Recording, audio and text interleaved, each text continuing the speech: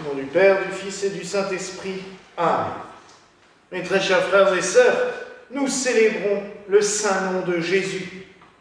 Et nous faisons aussi mémoire de la circoncision de Jésus, qui est logiquement célébrée le 8e jour, donc le 1er janvier.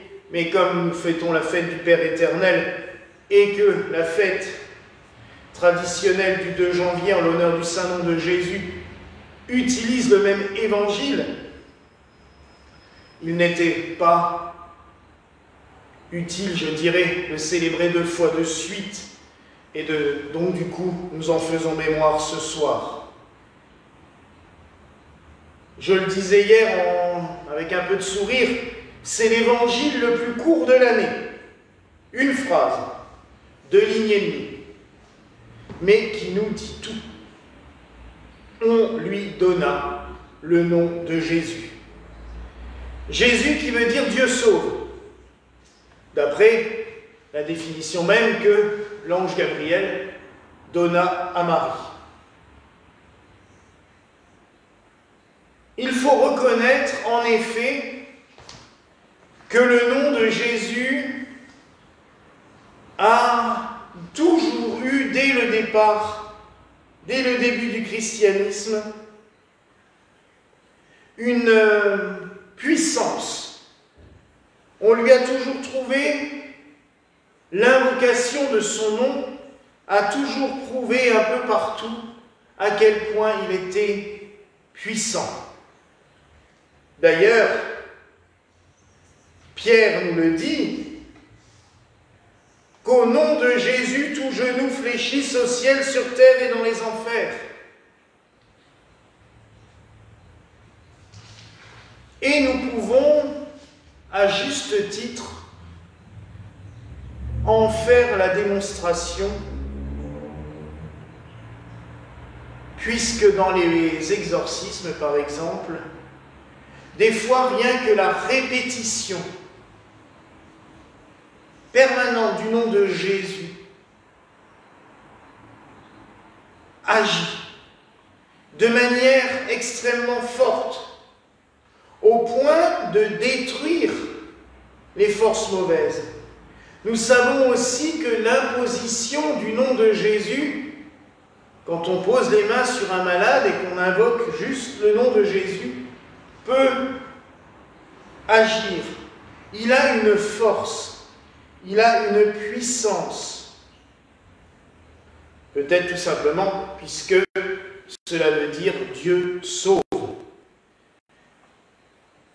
La dévotion au saint nom de Jésus est venue, comme je le disais, très tôt. Mais elle a pris une ampleur considérable avec un saint franciscain du XIIIe siècle, le saint Bernardin de Sienne, qui eut l'idée de peindre un panneau en bois bleu avec le monogramme du Christ, JHS, Jésus Jésus sauveur des hommes, au milieu d'un soleil, tel que nous en avons une reproduction sur le pupitre ce soir. Saint Bernardin, d'ailleurs, est représenté comme cela, en franciscain avec son tableau sur le bras, a parcouru toute l'Italie,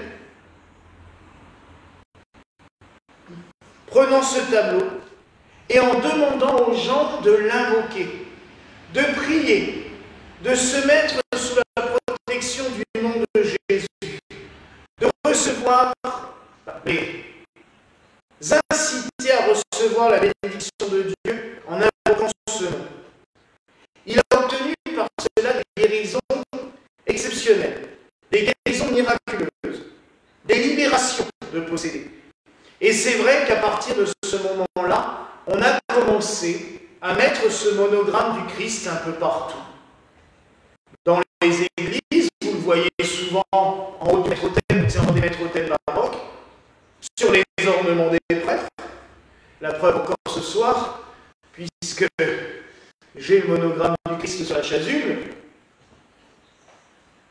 On l'a représenté partout, même pour nos amis alsaciens. Il suffit de lever les yeux vers les maisons alsaciennes et régulièrement on voit sculpté dans le avec JHS dedans. Pour montrer à quel point on s'est mis sous leur protection. Il y a dans l'Église traditionnelle 2 fêtes qui invoquent des noms, le Saint Nom de Jésus et le Saint Nom de Marie.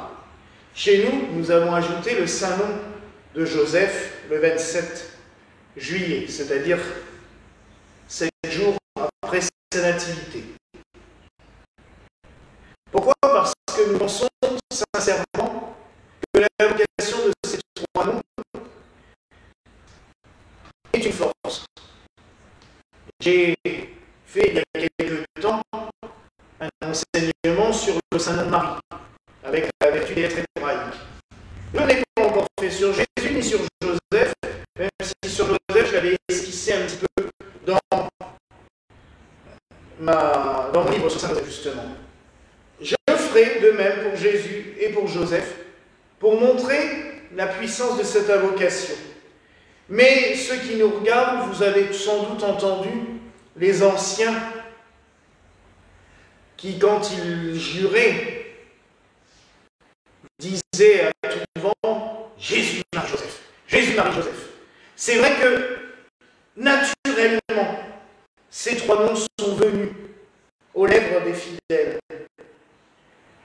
On a dit que c'était un juron. En fait, c'est une invocation. Comme en alsacien, j'entendais aussi souvent, étant plus jeune, « Jésus Maria, Jésus Maria ». Combien de fois aussi? C'est de la dévotion populaire. Mais c'est tout simplement aussi se mettre sous une forme de protection. Vous savez, un des plus beaux chants d'adoration que j'ai pu entendre, et j'ai eu la chance de rencontrer il y a quelques années,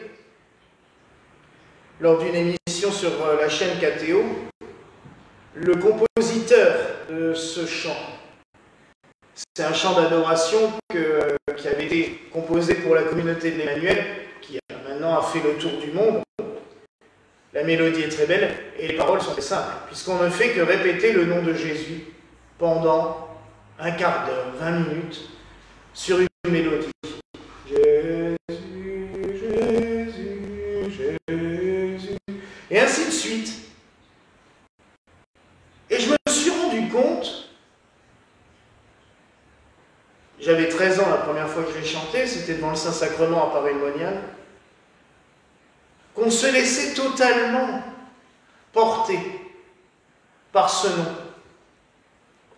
Et peut-être est-ce un début de prière, un début de méditation qui nous approche de la prière de Jésus dite par les orthodoxes, « Seigneur Jésus, Fils du Dieu vivant, aie pitié de moi pécheur ». Alors nous pouvons le faire de manière complète, mais nous pouvons aussi peut-être tout simplement, dans le fond de notre cœur, dire Jésus. Ainsi de suite, l'invoquer comme cela, pour se mettre en connexion avec lui. Ce qui permet de débrancher le mental et d'ouvrir notre cœur à tout ce qu'il pourra nous donner, tout ce qu'il pourra nous révéler. Je pense aussi à l'invocation de ce Saint Nom de Jésus, en faisant le parallèle avec cette phrase que nous avons tirée dans la nuit du premier,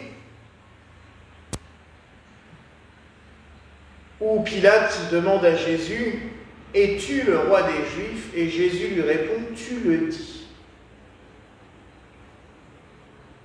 Il ne nie pas, il ne le contredit pas, mais il ne l'affirme pas. Parce qu'il sait, et il le dit dans d'autres extraits de la Passion, que sa royauté n'est pas de ce monde, qu'elle est bien plus importante, qu'elle est bien plus grande, qu'elle est bien plus forte.